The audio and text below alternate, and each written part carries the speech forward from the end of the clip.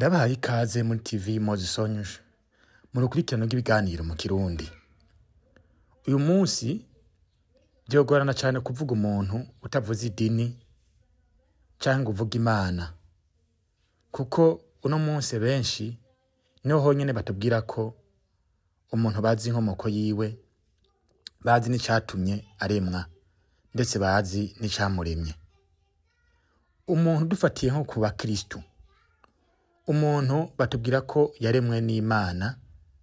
Imana yaremye abantu babiri, yatangwa irema umugabo, imurema mu ivu, hanyuma irabumba, yaje kuribumba iryo vu irihuhamwo impwemu.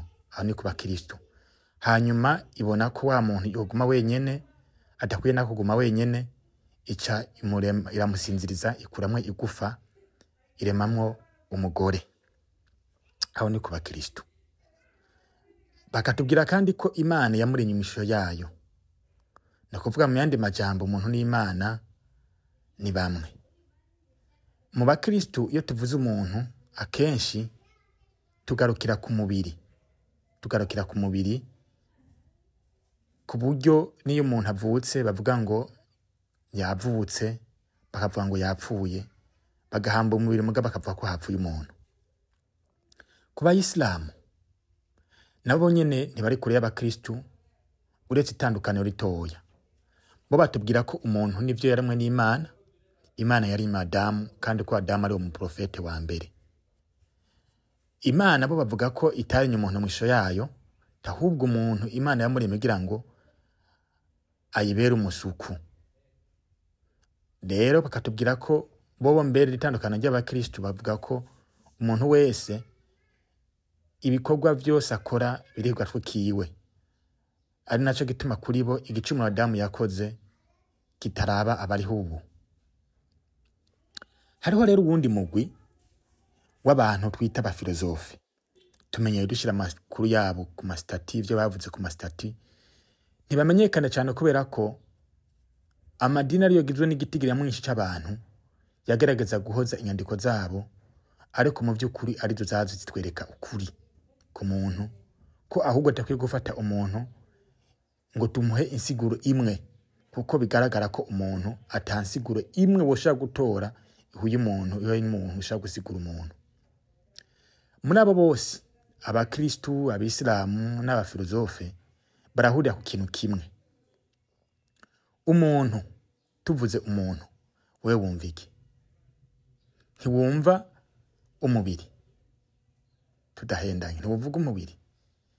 Bakubajije ati wewe urinde, ntiwishura izina ryawe, unitwa naka, canke ati ndi Umurundi, hano kuvuga wavukiye, igihugu wavukiyemo, canke ati ndi Umuhutu, canke ndi Umutu, canke ndi Umutwa, hano kuvuga ubwoko bwawe, canke ati ndi umwigisha, no kuvuga akazi kawe, ndi umupasiteri, ndi kuvuga akazi kawe, ndi umukristo, no kuvuga imyemerere yawe, ndi umugabo, no kuvuga igihagararo ufise mu muryango, ndi umwana, no kuvuga ikindi gihagararo ufise mu muryango. Si uko tubivuga. Ariko mu by'ukuri ni gute ikintu kimwe cosigurwa mu majambo menshi?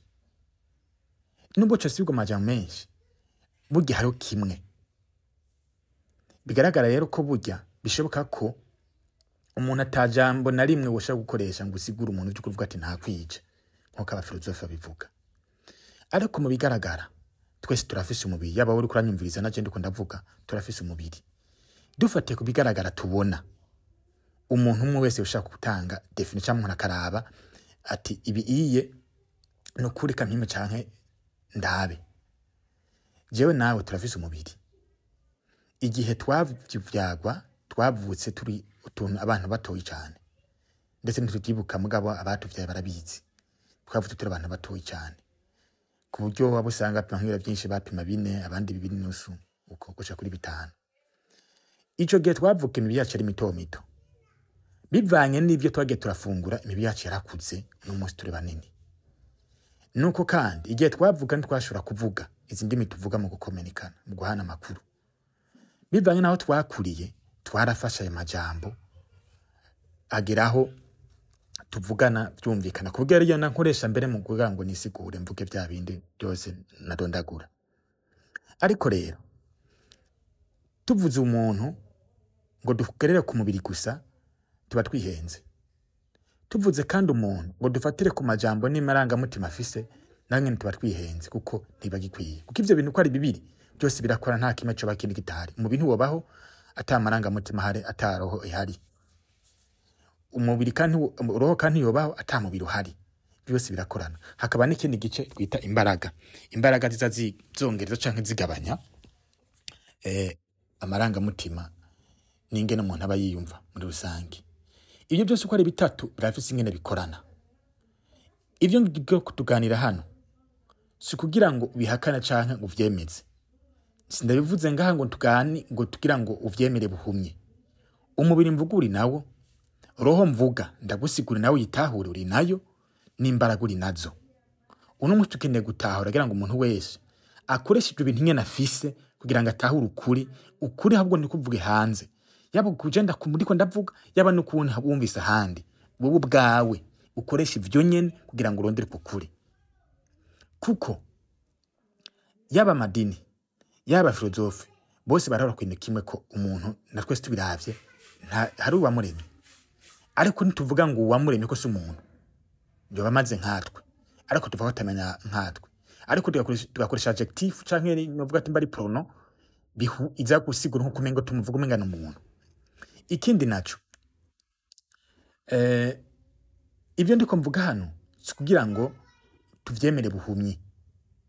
Ni kugira ngo ahubwo umuntu wese atora ukuri kuko aho iyo migwi yose navuze baremera twemwe naza twese ko uno mubiri twambaye ari habuzingi ikindi kintu kirenge y'umubiri kirenge y'amaranga mutima kirenge ibivyumviro kirenge y'amajambo kibamo ari naco wanashima iyo kivuye mu mubiri tugahamba umubiri cyo kigenda bakunze kucita ngo n'umushaha mu rurimi mva amazuru ngo ni ame. Ariko rero ndasigura buri kimwe kimwe ukwacu. Duhere kuri roho. Roho ni ururimi rw'ikirundi. Nagaragaje gusigura nako ngira ndarukura mu gifaransa aho ho bayita esprit. Esprit ifise ibice novuga bibiri bikuru. Kimwe kigizwe n'ibice bitatu. Hakaba n'ikindi mu vy'ukuri atawukiziko. Nico baca bita roho mutagatifu no kuvuga ko ni roho itacafuzwa n'ico kindi gice ca mbere mvuga arico naco murashobora gusigura kugerageza naho gusigura ko nivyo ukunda ntiwora ngara amajambo isigura. Iyo roho rero imeze uko. Hariho igice kimwe kirimwo amajambo amashusho y'ibintu twagiye turabona kuva tukiri bato gushika n'ubu. Muri ivyo haribwo dushobora gusigura ku buryo ushaka gusigura ukanumva kubitahuye. Hakaba n'ikindi gice rero kibika amaranga mutima n'amashusho y'ibintu tudashobora gusigura. Nico bituma bacita l'inconscient. No kuvuga ni en dehors de la conscience. La conscience no kuvuga ibintu ushaka gusigura. L'inconscience nabwo nigo ni ibintu la conscience dushaka gutahura. No kuvuga rero iyo roho niyo dukoresha mu buzima bwa misi yose mu guhanahana amakuru. Rero ndaza gutanga uburorero ku buryo vyoroha gutahura dukoresheje uburorero. Roho niyo idufasha gutahurana. Niyo idufasha guhanahana amakuru.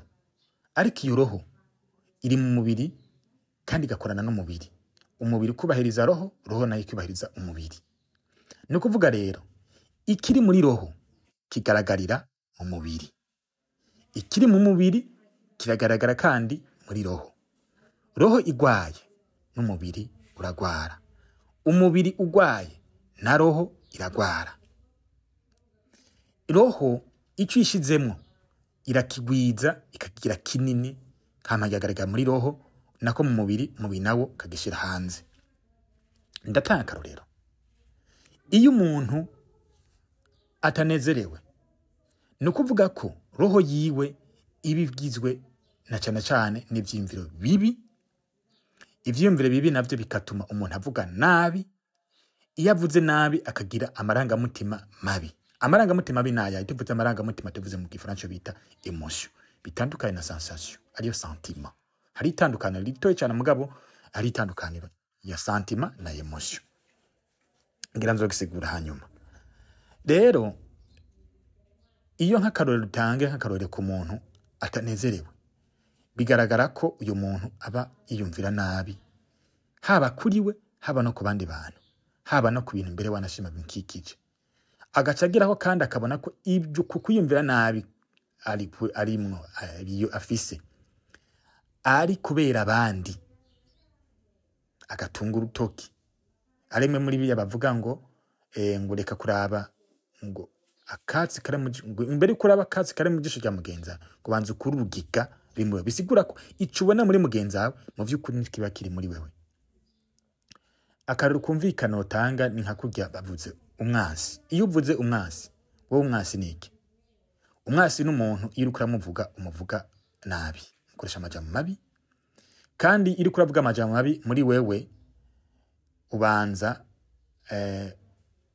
aya majambo acagenda arigwiza, akigwiza ku vyiyumviro. Ivyiyumviro bigaca birema amarangamutima. Amarangamutima nyo agacagira ico bita imero, arico bita état d'être. Muyandi majambo, imbere yuko uronka ikintu hanze kigaragara, ubanza kukiba. Kibanza kuba hehe muri roho, hama kikaja mu mubiri, hama kikagaragara hanze. Kubera ko ico uri mu bintu ico wubahiriza ukagikora, hanyuma kagigaragara hanze. Iyo rero uvuze ati umuntu n'umwasi, bisigura ko uyo muntu ufata kanya kari no muyimvira nabi, umuvuga nabi, ugatebuka muyimvira nabi, hanyuma ukiyumva nabi. Iyo muhuye bigenda gute? Umutima utera nabi, ugahezagurika, bigaca bituma mutanavugana neza ngo muhuze. Kubyo wanashima naho bavute nkuru nziza utoshaka kuvyumviriza, kubera ko amaze kwimvira nabi. Muri ico gihe uca umwita umwasi. Ariko mu vy'ukuri umwasi ni wewe, niyo shusho washize muri wewe ituma ugenda kwishira kurya muntu. Ikimenyamenya kwishira ibiri muri wewe ni igihe uvuye hahandi hari wa muntu magatandukana, ugiye ahandi hantu uzorondera undi muntu ugenda kugira ko ivyo umwiteze ko byinshi bigatuma umwita umwasi. Mu yandi majambo, umwasi n'umuntu agaragaza agahimba kari muri wewe ubwirizwa gukira. Ni naho hantu Yesu yavuga ati nimukunda abasi banyu. Nico bisigura. Umwasi niyo muntu ya mbere aza ahuye na kantu uhisha, wowe utinya kuvuga, utinya gushira habona bakavuza icumengura ababaye, uyu muntu reka kavuze, nico gituma cyo bagaca mwita umwasi. Umukunzi nabyo ni kukuvuka. Umukunzi n'umuntu uvuga neza, iyo umuvuze neza, uburi mvuri kwa remeremo muri imero muri wewe gacu uyimva neza, hanyuma ukagira n'imero nziza. Iyo muhuye, namarame. Umva menga mwohorana, umva menga ni mwotandukana. Hinge ishaga toyenda kuvuga ati yamara kine kinaco nkunda. Ubwo nyene kubera ko yavutse akantu gushira habona, aco cika umwasi. Niho hantu benshi zanga bihendera ngo naka yarampemukiye. Ntabwo baraguhemukiye. Ahubwo uyo muntu wewe yarakwiyorobetseko, canke wamubuje kuba icari, wamubuje kwisanzura kugira ngo agira ibyo ashima n'ivyagaya muri wewe. Kuko umuntu wese arafise impande zibiri, ikiri negative na positive. Ari naho hari umufilozofe yavuze ngo twese dufise amaru abiri, no kuvuga ibikoko bibiri. Kimwe kigizwe n'inzigo, ishari, amajambo mabi, gukunda amafaranga, kwanka abantu, ico ni kimwe.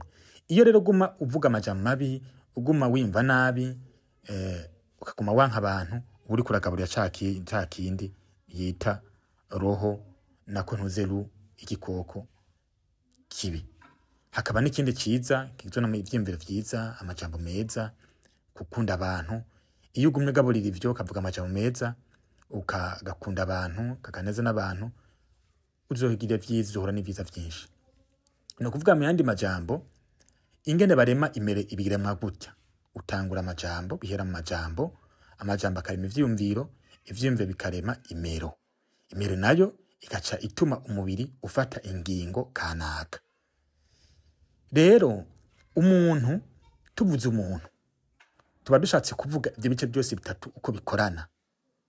Imbaraga nico ntavuze. Imbaraga ni igenda kwerekana umuvuduko bya vyiyumviro nimero biriko. Iyo umuntu asa no ari nk'akarore, iyo umuntu ahuye n'igikoko cyo mugira nabi canke ikintu ari danger igaragara, impanuka igaragara, aragira ubwoba. Kenshi aba yiteguriye guhangana. Muri ico gihe imbaraga bari nyinshi, urumva bari nyinshi. Ariko ico gihe niyo camamwe yacamyemwo nivyo bita mu misanzwe stress. Stress gusa no ko babivuge ku bintu bigutera ubwoba ariko bitagaragara mu byukuri. Bitagaragara. Umuyande majambo umuntu abari muri mode inconscient ou robot canke automatique. Ari naco gituma iyo habaye ikintu utegeza kwibaza eski ibi nukuri ni kigaragara canke kigaragara.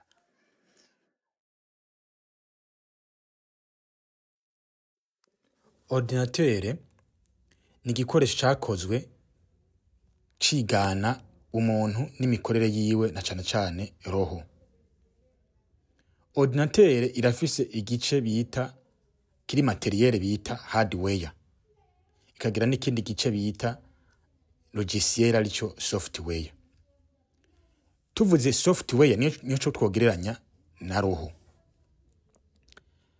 Uno munsi bageze mbere ku rugero bakora amarobo bakavuga ko koresha intelligence artificielle. Ariko nkuko iryo jambo risigura ubwenge bw'iganano, bisigura ko hari ubwenge ndemano, ico no kwita intelligence naturelle. Intelligence naturelle, Piaget mu psychologue ayisigura gutya: intelligence naturelle, c'est quand la connaissance n'est pas. C'est ça l'intelligence. Bisigura kati ubwenge ni gihe atabumenye ufise. Nk'akarorero ngomba gukora ikintu kanaka, ico kintu nta digenda kibona, nta digenda cumva, ngaba nkagikora. Niyo hagiye mu ubwenge. Ni naho rero aba scientifique bacavuga ati ubwo ubwenge rero bubuze ntashaka gusigura, ntazi ngo buvuya niyo mana. Rero iyo intelligence ndiko ndavuga bo bavuga ngo na artificielle, mu vyukuri nkuko muhinga bivuga Piaget, ni mémoire artificielle. Twebwe nk'abantu dufise mémoire humaine canke mémoire y'abantu. Mémoire nibaza ko umuntu wese yumva ikirundi arumva ico mémoire. Rero natwebwe turafise ico gice c'ubwonko, ubwonko nako mu mikorere yabwo burafata amakuru. Bufata amakuru bubicishije muco bita amasens, les cinq sens. Amasens nibi bikoresha kugira ngo kumviriza, namatwi yukumviriza, kumva, amazuru yo kumotera, umwuka wo kuvuga, amaso akabona, uruhu ukumva bigukorakora. Urumva ivyo vyose nivyo bituma bigenda kubaka ya memoire, ububiko bw'ibintu byakahise. Memoire bizigwa ko ari ibintu byakahise. Urumva umuntu kuva akivuka avuka afise umubiri muto ugakura. Avutse ntabazi kuvuga.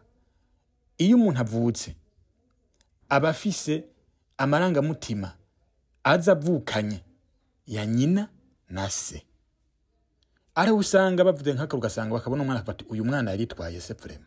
No kuvuga arashaka kwitwara se munyifato, ugasanga ni satereke uko se yifata, uko aronsa amafaranga yena caboregwa, ingene afata umugore ugasa, ingene bigenza mu ugasanga ni satereke. Bundi nagasanga aratandukanye nase, ugasanga we anashima muri bo nta numwe base, ugasanga ahubwo yitwaye sekuru. No kuvuga iyi memoire dufise ntabwo iva ku bavyeyi gusa, irava no kubisekuru. Urumva ni naco gituma rero bigora gusigura umuntu, kubera ko iyi memoire idakomuka kuri wewe gusa, ahubwo uzo yikoreye iva n'ahandi. Ariko iyo memoire turashobora kuyihindura. Iyo memoire rero niyo bivanye n'ibintu biba bigenda biragaruka, ico bita mu gifaransa identité, bivuye mu gilatini bita identitas, bisigura ko imerigumi garuka, ico bita idem, identitas, imerigumi garuka. Umuntu arashaka kuyihindura. Ihindurwa gute? N'amajambo. Amajambo gumuvuga amajambo meza arema ivyumviro vyiza. Ivyumviro nukuvuga nibijya biyaguma gica mu mutwe, atajwi riri kurasohoka, kuko iciyumviro gicika ijambo mu gihe hagiye ko ijwi, nkuko uri kurumviza amajwi ndiko ndavuga. Aha ayi binda bivuze ntariko ndasohora amajwi ni vyiyumviro, nibaza ko havyumvikana.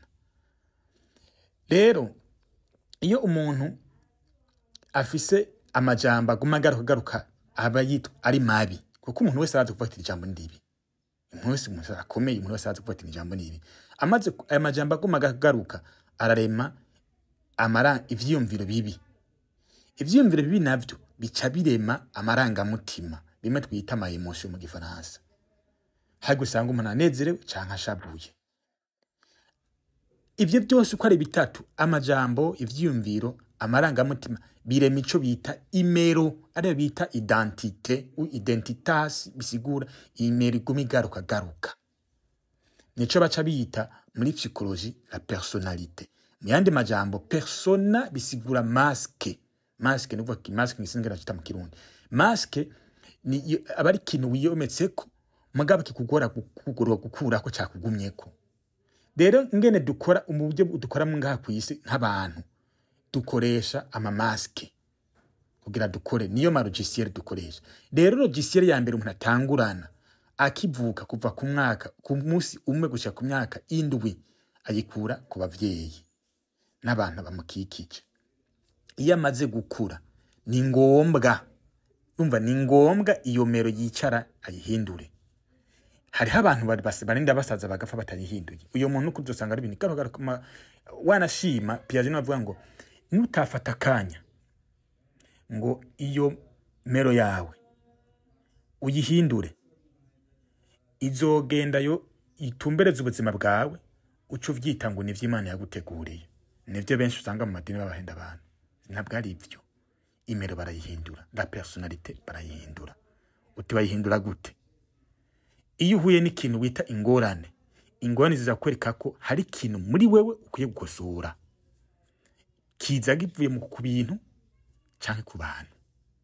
Umuntu gasanga kabigenje kudashaka, yicara akavuga ati nigiki nkwiye kwiga, nigiki nkwiye gukosora muri jewe. Navyumva. Iyo rero bavuze nk'akarongo umuntu yahenze, nk'akarorero barampana ibintu bavuga ngo naka yarakijijwe gukizwa niki. Suko yahora agenda ngaho oye atangura kuvuga imirongo ya Bibiliya, agatanguza afata imisho agenda mu isengero, ashaka kuja kuja mu isengero banashima atigeze hindura ya mero yibanze, ugasanga aragenda mu isengero aracasambana, araciba, aracabesha abantu, aracara umuntu w'amanyanga. Kubera iki? No yakuriye ivyo yakuza abona. Uno munsi urabe mu kibano aho tubaye, abantu bafise amayeri cyane, abantu b'amanyanga, walaho tunusanga bafise amahera menshi. Nini kubera iki? Ni kubera iki byo twabwiye kubishikira muri iyo nzira. Uno munsi gituma nagarutse ku muntu kugira ngo umurundi wese ahari amenye ko kugira ngo tugire uburundi bwiza bihera muri wewe, muri jewe, muri uyu no muri uriya. Kuko imigenderanire mfitaniye na jewe nyene, amajambo n'ivyimviro vyanje, imigenderanire mfitaniye niyirema jewe. Iyo mero nayo niyo nita jewe. Akaba ariyo nca nkoresha mu guhana amakuru cyangwa imigenderanire n'abandi bantu bankikije. Iyo rero iyo mero yagira atandukira abantu agasanga niyihuye n'abantu bose, niyigira societe cyangwa igihugu. Tuvuze tugomba duhindura hatera ku muntu hambe gatebe gatandukira asanga umenga nje bihuye byose. Aho ushobora gusanga karugasanga abantu tuvuze gutunga tubihuza n'amanyanga, tubihuza no kurenganya. Tuvuze kuba indongozi nukurenganya abantu, nukubana udakosha, urumva. Ibyo ntibiraba nguru Imana, usanga ari kwa kundi ku byose n'uburongozi. Uravyumva? Iyo tuva tugoma duhindure, turahinduka sanga twabihuje n'ubugwaneza. Tuvuze igisaka tukumva abantu b'umutima mwiza, baguta kwiba, batagira amanyanga. Ibyo byose tutabishobora kubihindura. Ningene umuntu ahinduka misanzwe. Ningene umuntu abashaka bwa ati jengo mpindurike. Rero ibyo nivyo bituma binyegeye, bituma uno munsi uburundi bwitwa Burundi, umurundi yitwa umurundi. Uno munsi twese umuntu afise ubwenge uyu munsi azi uburundi nk'igihugu gikenye, sivyo? Igihugu gikenye. Ariko tuvuze igihugu turashatse kuvuga iki? Igihugu n'ubutaka. ubutaka burimo abantu, ubutaka ntibukenye kuko burafite nzahabu, twese turabizi. Igihugu cy'Uburundi baza ko gifise nzahabu nk'iziri muri Kongo, amaterare byose byose amabuye y'agaciro ari muri Kongo, ariko gusa kuko cari gito ni mu tigiri gike gusumba muri Kongo, ubundi ni nkaco kimwe. Ibu kuvuga ubutaka bundi ntibukenye, abantu bamwe bamwe n'abanyico kimwe ntibakenye, ahubwo iyo mero niyo ikenye, nayo turahaza ikomoka ku mukoroni. Rero nimba dushaka ko twubaka Burundi bwiza, tubwiriza guhindura tukamenya ati umuntu ni iki. Umuntu no kuvuga ni ya identite navuga n'amajambo, amajambo arema ivyumviro, jimbe bikarema amaranga mutima, ibyo byose bitatika ico bita imero, iguma igaruka ku muntu. Rero iyo umuntu ahindutse aravyumvamwa, aramva ko hari cyanditse muri we, imero irahinduka, komba nk'akarero umuntu akunda kumashavura buri kanya akumva nezerewe. Iyo nk'akarero wari umuntu akunda kumushavura buri kanya, kugomba guhindura ugira gute? Urafata nk'akarorero kandika amajambo. Iyo ugomba kwandika amajambo neza uyashira muri kubo, sinzi kigabane neza kiri muri bibiri muri Matayo, sinzi ko ari ca 11 cyangwa umurongo wa 11 mu kibana ca 24, atari kigabane ca 11 umurongo wa 24 ni kigabane ca 24 umurongo wa 11 muri Matayo. Ariko ivyo babirondeye uko nyenda bivuze uraca kutatora.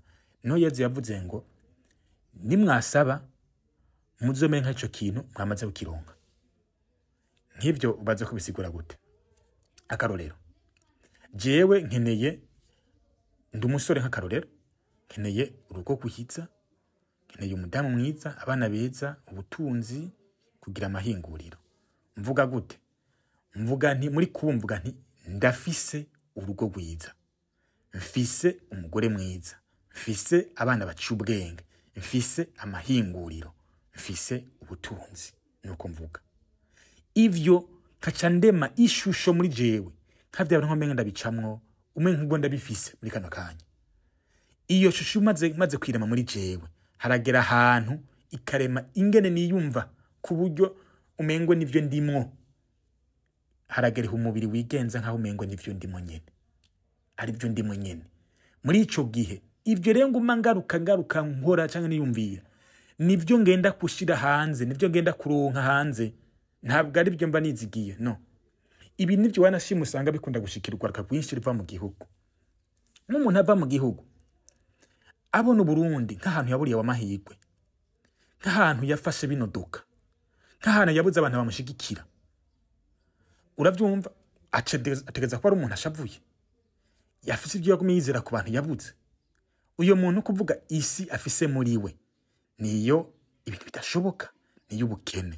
Nahava mu Burundi hagenda hanze araronka amafaranga, mugaba kubera ko yamero muri we iguma igaruka ari ivyo bintu by'ibisanga by'ubukene, ya mahera azohura n'ibintu biyatwara kuburyo asubirana yamere yarasanzwe ameze kugenyera ameze kera. Uno munsi ubundi ndabivuze ibi amaze kuvyibona akacabana ko ari byo, bikaba bimaze gushikana ko ati genda kenda ko mpindura, uzoca ndonda ndakore kintu bihindura. Birashoboka neza cyane. Nibwo buryo bwiza bwo gusenga, kuko nzosigura ijambo gusenga icarico mu bindi bigano bizokurikira ubugira mu kigano kibe kinini. Rero barundi bene wacu, ico ndabahamagarira nuko uno munsi tugaruka kwitsitso. Amajambo kugira ngo atogwe yatogwa hari insiguro asanzwe agamije. Wewe nk'umuntu ico ushobora kuvuga mu ijambo ni ikintu udashobora kuba, ahubwo ni ikintu ushobora gutunga. Umubiri ni wiwawe, ntushobora kuba wewe. Roho ni yiwawe, ntishobora kuba wewe. Ni ukuvuga ikintu cyose ushaka kuvuga ushobora gushirako canje, kanje, gwanje, kikaja ko ibintu zeyo iyo adjective possessive. Ico ni ikintu ushobora gutunga, ntabwo ari ikintu ushobora kuba. Mu yandi majambo, umuntu nta jambo na rimwe woronka ryosigura umuntu, kiretse gusa iyo identity canke cyane navuze ya mero nayo ishobora guhindagurika bivanye n'igihe cyane n'ahantu. Kuko nk'akarorero abazungu bataraza twadufise ingene abarundi twabona Burundi ngene twibona n'ingene twabatumeze. Ubu yasi kutumeze bivanye n'ibyo umuzungu yagiragira kandi umenya kugira ngo babikore babanje gutahura ibinda kubari ibindi ko ndavuga.